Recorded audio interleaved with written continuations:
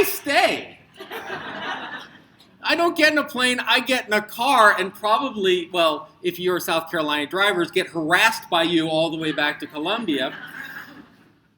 And then we're here. I am now moving from Syracuse University, which is a private university. I'm now at the wonderful University of South Carolina, where I am a state employee. So if you live in South Carolina, I quite literally work for you. And you're the alums. And so what am I going to tell? What am I going to talk about? How am I going to move this on? I can start with I love school librarians. I love school librarians. I do. Many of you might have heard of a fellow by the name of Mike Eisenberg. He was my doctoral advisor and spiritual advisor and still regular critiquer on a basis. If you've ever seen the Big Six, if you've seen the six with the little globe in the middle, that was me. I had to do the logo. That's what you get when you have I have a background in illustration, and so Mike was like, all right, I need this slide and this slide and this slide. That's how I really got introduced to school libraries, was doing Mike Eisenberg slides. And which is great, because if you've ever heard Mike present, it's something like this, and school libraries are really whatever, and it moves on. And so I had to then follow that. And whatever was a great line for him. And you think it's funny, but when you're doing your dissertation research and he's giving you feedback and he's saying things, well, you've got a problem in your methodology and whatever. It's like, no, I need back. So I do want to talk a little bit about what we're doing at the school, what we're doing at your school, but rather than just giving you a status report, I'm much more about what I think our opportunities are. As I was struggling with what was I going to talk about, what I ended up just saying to myself was, just sit down and say why you are excited to come to work every day. And I am excited to come to work every day. And I think that we have great opportunities. I believe that we have an amazing opportunity before us. An opportunity not only to increase the impact and reputation of the school, yay, not only to advance the cause of school librarianship within the state, but to set the agenda for library and information science nationally and globally. I think all too often, one of the things that I've had to work on this year in my 8 months, and I have several faculty members here who will attest to this, is I have had to overcome and simultaneously overcome and embrace Southernness. When I came, I was taken out by some lovely, lovely folks who gave me a luncheon in how to be Southern. Oh, bless his heart. Everyone is related in some way. And my favorite was the smile and nod. They said the smile and nod. I said, oh yeah, the smile and nod. They go, no. You have to smile and look like you're going to go for their jugular if they say the wrong thing. But the one thing that I've been working with the faculty is sometimes we are a wee bit modest. Sometimes we say, oh, well, yes, we did that, and oh, it was nice, but we don't crow about what we do. We don't share we don't brag. That's somehow seen as immodest. Well, the good news is I'm from New York, so I will brag on their behalf. But I also believe as the great aspirations of what we can become. When I first got this job, I showed up last March, and as I said to the faculty and staff there, I said, why can't we be the leading academic area in library and information science? Why can't we be number one? Why can't we change the destiny and course of the world? Why not us? And I think all too often, and this was frankly true of wherever I've been. In Syracuse, we had this regular thing like, oh, Syracuse is lovely, we have snow. We also are one of the most literate cities in the country. We had amazing programs, but because it was local, we almost didn't recognize our own opportunity and aspirations. What's amazing to me, particularly with school librarians and with faculty, is we work on a regular basis to try and build up the possibilities and capabilities of our children. We tell our students that they can be anything they want to be. We tell them that they can aspire to whatever they want to be, and all too often turn to our colleagues and do exactly the opposite. All too often, we focus on the barriers, the things that prevent us from moving ahead, and they're not that they are unimportant or not real, but they are temporal. and they are overcomable. I had the first head of the Institute for Museum and Library Services was the state librarian of Texas, and he tells the story as the state librarian of Texas of sitting above the legislature and having a legislator say, well, we need you to go out and build some libraries. And the state librarian said, I'm sorry, but we are legislatively prevented from doing that. To which the legislator said, son, we write the laws. And my thing, what I got from that was, we can do things we want to do. We can aspire. We can tell the stories that we want to tell. And I think South Carolina has an amazing story to tell, and I believe that in these times of alternative facts and fake news and a near contempt for public employees, we have an obligation to lead in how we think about this. It's that opportunity that brought me to South Carolina. So let me for a moment brag on this state. When I looked and I said, where am I going to go? Where could I do? What could I have an impact? What I found was a regular basis with a group of frankly crazy people in Columbia, South Carolina, who wanted to make a difference.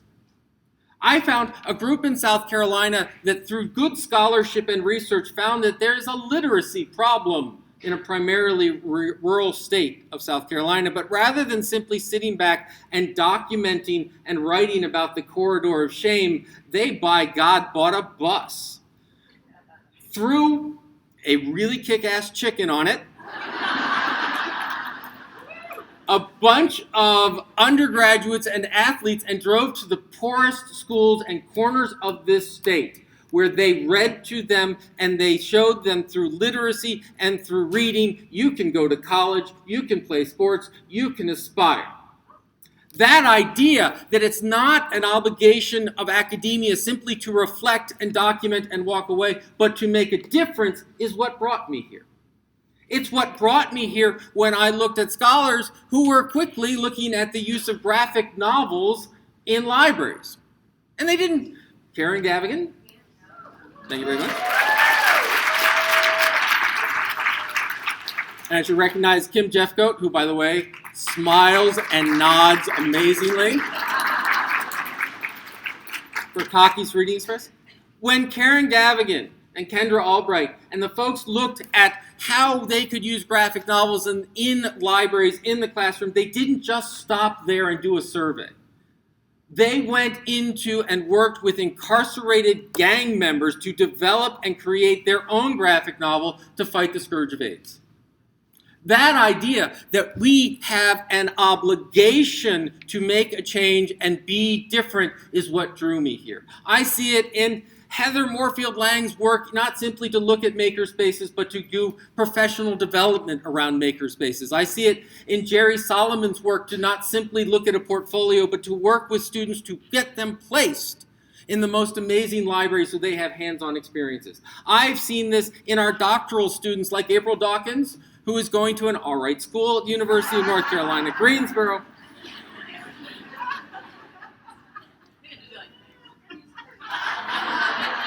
By the way, I'm not going to, if any of you have any, I saw the University of South Carolina grads, any Chapel Hill grads? Sorry about that ranking. Anyway.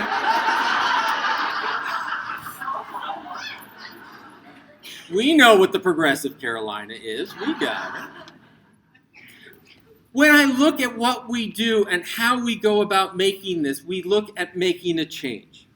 What I want to talk to you about today is how we can build on that work and the amazing work of you in this audience from looking at these amazing awards to build a new school of thought around librarianships and to meet the obligations to improve society. Together, school librarians and professors, practitioners and academics, we're going to build a knowledge school.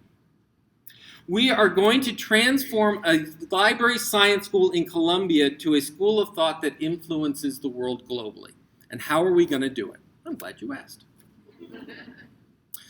How we're going to do it is, first, we must acknowledge that in trying to explore and deal with and master librarianship and information and media and technology, too often we have lost sight of our goal.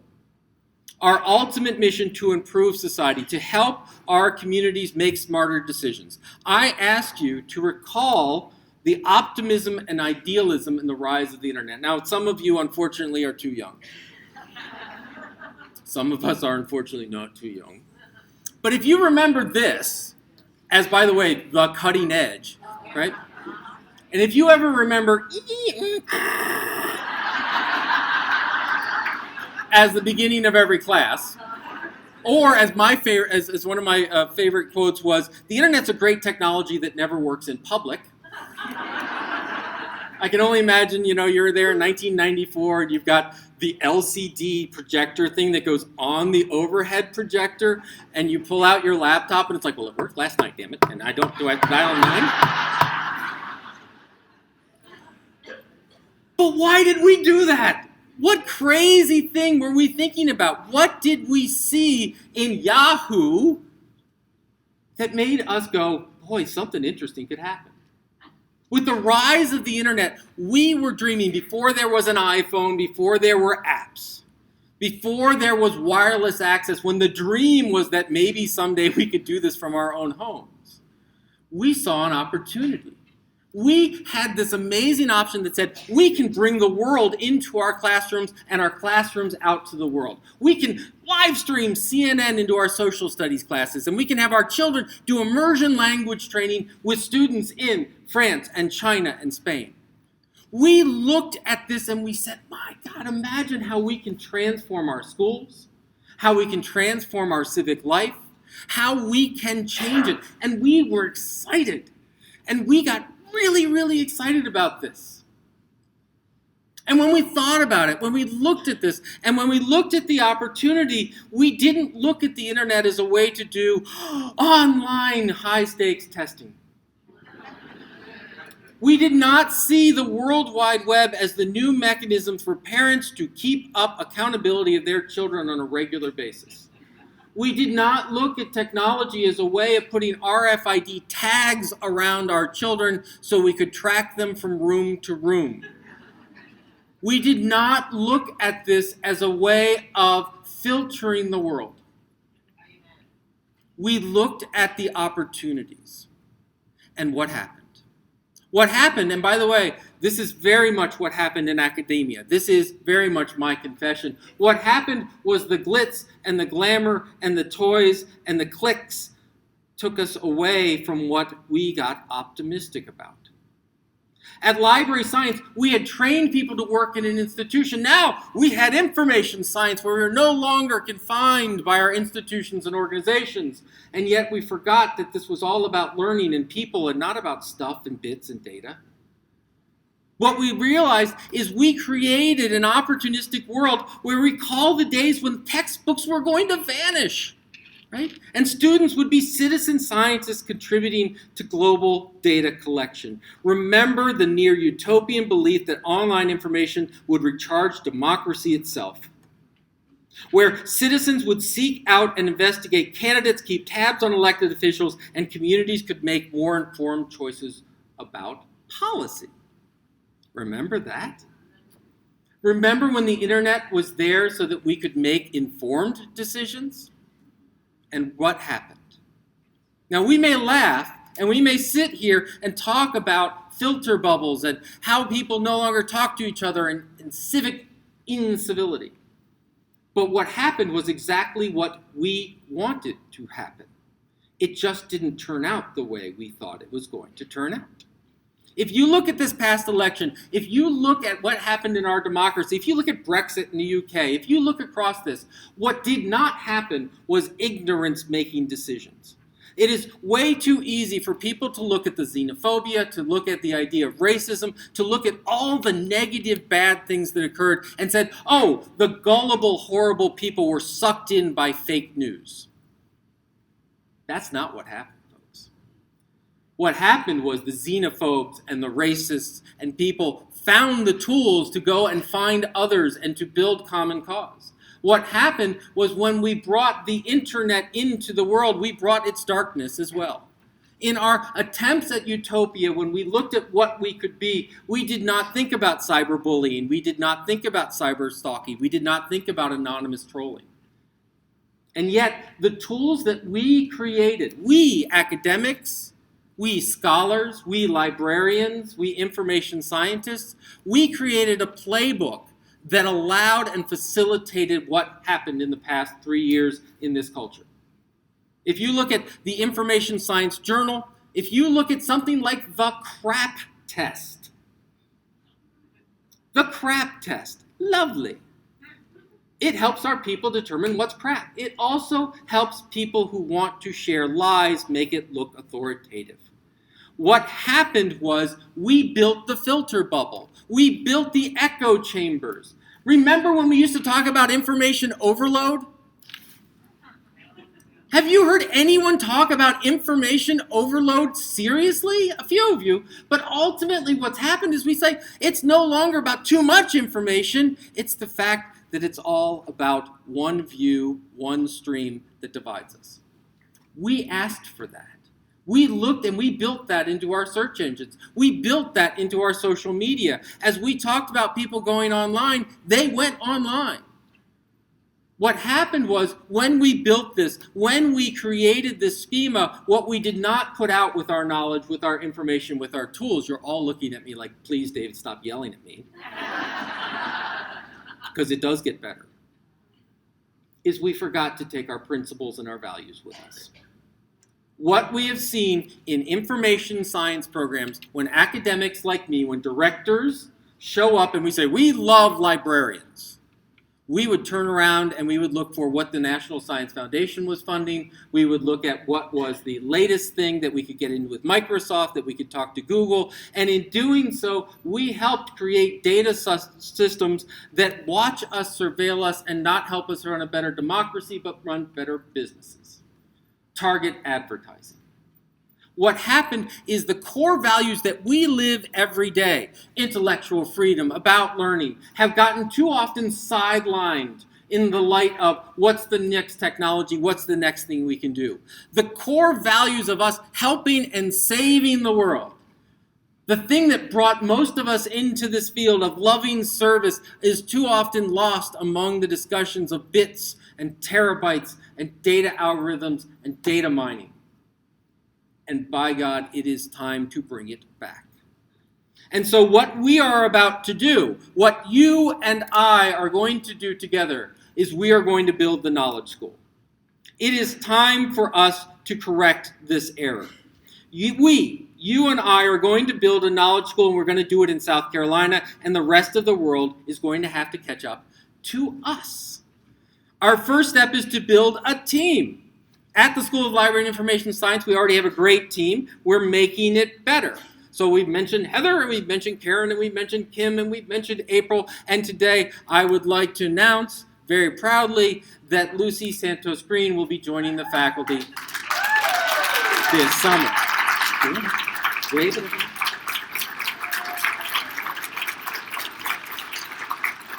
She is wearing her garnet and black. But we also need you to be part of that team. This is not just about supervising fieldwork and interns, though please continue to do that. This is about sharing best practices. This is about developing new projects and new experiments. This is about identifying the best future school librarians and ensuring that they have the best education. Here I have to ask two things of you. The first thing I have to ask is, if you know of a good student who wants to be a school librarian, call me. If you identify someone who wants to change the world through those values, through those principles, through that social mission, through librarianship, and be part of that future, you call me. I don't care what a deadline says on a website. I don't care what it says in terms of the process of applications. If you can identify someone who's going to serve our field, at the end of this is my email address, my Twitter, my phone number. Call me. Because we need a mission. We need a team. We need the troops that are going to march back in there and retake that utopian idea and retake the values and principles. We've already seen in school libraries that the age of people coming into our LIS programs went from the mid-40s to the early 30s and are quickly going down. We're getting people coming directly from their bachelor's programs. And I think that's a wonderful thing, that people see this as a mission and as a place to go. By the way, it leads to really interesting things. I've never before had an internship supervisor call me and say, why did my intern's mother just call me? We'll work on that. The second thing I'm going to ask of you, next year we're going to revise our LIS curriculum. Please don't tell the visiting committee on accreditation who's showing up Sunday. So if I look a little tired, that's what's going on. We need a new LIS curriculum. We need to make sure that people have fieldwork experience, the best practical experience as well as the best theory. We need you at that table. We need to know what is it that when folks show up and learn from you, what are they missing? How can we be part of it? This isn't a simple matter of us sending you an email going, congratulations, we figured it out. We need a regular connections and where we put values and ethics right at the center of what we do. What separates a librarian from the rest of the world is that we are out to save it on a regular basis. That we believe in service. We believe in intellectual freedom. We believe that we can create an intellectually honest and civic and civil discourse. We believe that we are training the next generation.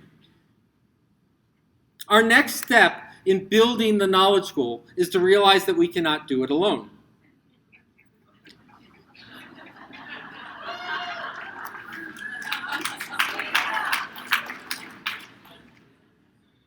Librarians talking to librarians about librarians is not the way forward. The knowledge school must not only prepare great librarians, but great supporters of librarians. We must prepare principals. Thank you for coming, by the way, in all honesty. We must prepare provosts.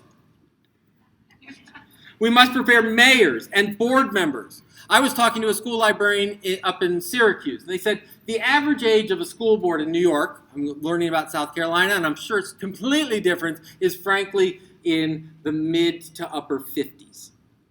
They say that means if they were active users of school libraries, it has been at least 35, 40 years since they walked into a school library. The idea that they are still creating and setting precedent based on a nostalgia of a bygone era that never was really there, we need to counter that. That means that we need to take what we do and we need to prepare them out. We, and Knowledge School must not only prepare great librarians, but supporters of librarians. We need a thriving undergraduate program that prepares principled information technologists. We need to prepare geeks with social skills. And if you would like to pick up this sticker, we have tons of them sitting at our booth.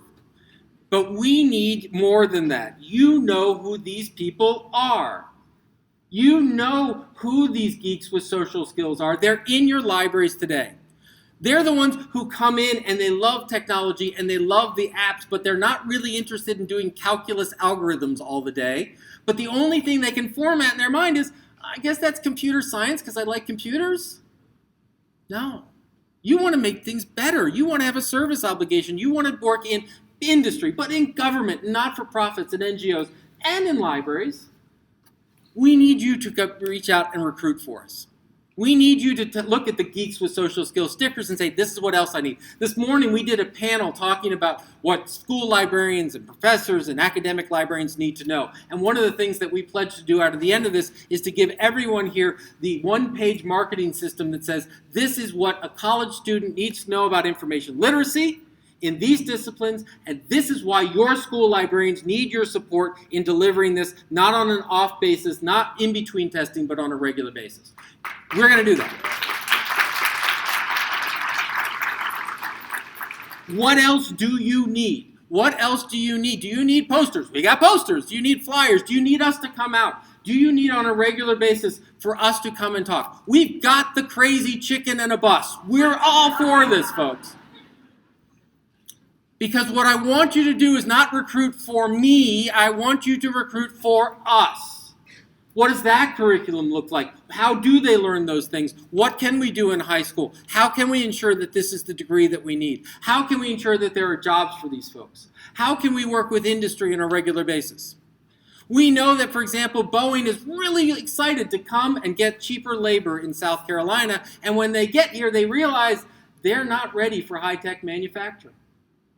We know that industry after industry has come here and looked at a way of building new manufacturing jobs and found too often a lack of a viable workforce to do it. And they've spent thousands and millions of dollars doing STEM education in high schools. Great. But when they realize that the people in high school are missing basic literacy skills, and if they aren't reading by at school level at third grade, they're not going to be successful in those STEM programs.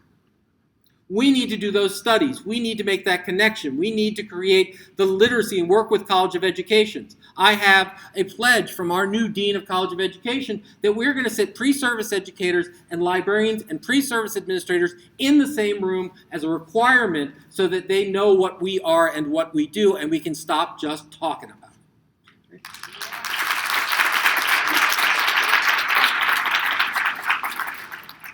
Lastly, and most importantly, I need you to take ownership of our school.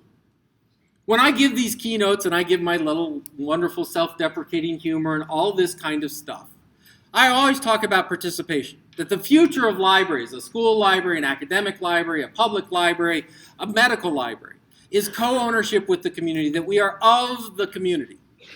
Because it means that if the success of that program is my success, that we have administrators and superintendents that we make look damn good, right?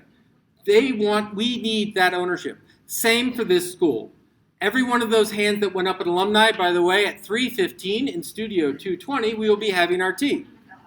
It's the other job I get to do. If you're available, by the way, on Sunday and you happen to be in the Columbia area at 4 o'clock in Capstone, we're having an alumni reception for our COA committee, and we'll feed you. But it's not just about showing up once a year at a tea. And it's not just about us asking your opinion once every 7 years because we're getting accredited. I need to have a regular dialogue and connection. I am perfectly willing to come back next year, and even if I'm over in a corner, I'll give the same report, and I keep you guys up to date. You have on your board our faculty. We want to keep you up to date. I work for you. The faculty, the staff, we all work for you. If you see a gap or a misstep or an error, call us on it. What I ask you is for the next year, I'm asking you not to call us on it via Twitter. Tremendous. Anyway. That's where we are in this world, right? So that's our political system. China. All right. I'm asking that you pick up the phone or you email or whatever, and I know you're busy. I know that you're the only librarian at your school or your district, and you're busy doing a billion other things, but connect and let me know how we can make our connection stronger. I will make it worth your time. We are listening. We are here to improve. We have an opportunity before us, you and I. We have an opportunity to rebalance the civic discourse. We have an opportunity to shape the next citizen that rejects false news and alternative facts, that looks beyond the filter bubble and sees a connected world as a place to engage, not to troll. You are doing that in your libraries and your classrooms, and we want to help. We're trying to do that in our classrooms and our laboratories, but we need your help. The future is in our hands. We have society's greatest calling: to prepare the young to inherit the earth. We may lose sight of that in testing regimes and tech support. We may lose sight of our noble calling due to inadequate budgets and lack of respect. It is natural. It is hard to rise above the daily grind, but we must help each other to do it. I came to South Carolina. You hired me because I know our bright future starts in the land of palmetto trees and rural communities. I came here because I have seen people who stare down hurricanes and alligators. In my short few months, I have found a deep pride in this state, a pride that does not ignore the challenges of social inequity, but works to fix them, that believes that inherent capability of all children. We are the future of this field. We are the future of this field. In South Carolina, in this room, if there are going to be school librarians in 10 years, it will be because of the work that we do. If in 10 years we have an information literate population that has a thriving economy, but more importantly, a thriving democracy, it will be what the people in this room do today and tomorrow and the next day. We don't have the time and the resources or the options to do it in our own silos. We don't have the time to simply play with the technology and hide behind a crushing workload. I want to be really clear what I just said. I know there's a crushing workload. But I think all too often we use that as a way of saying, we'll fix the world tomorrow. Today I've got the printer. Stop it. And it's my job to help you do that, to provide you with the next generation of school librarians, to provide you with the interns and aides, to provide you with the research and the data and the advocacy skills. And it's my job to get on the bus. And when we do it and we tell the great stories of these amazing librarians that we gave awards to today, we need to share it not just with our neighbors, but with the whole world. There are people in Italy that are building public libraries based on what we do in Richland County.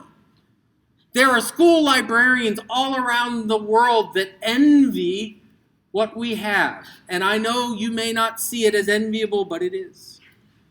We have great challenges before us. We have great challenges, but we have great resources. Those great resources are sitting in front of me. Those great resources are sitting throughout this room. These great resources are our children and our teachers and our administrators and our board members.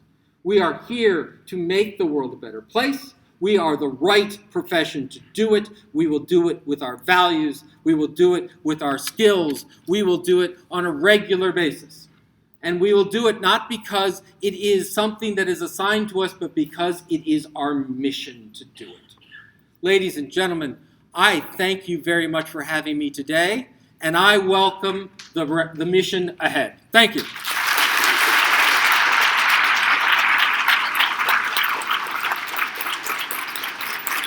Thank you.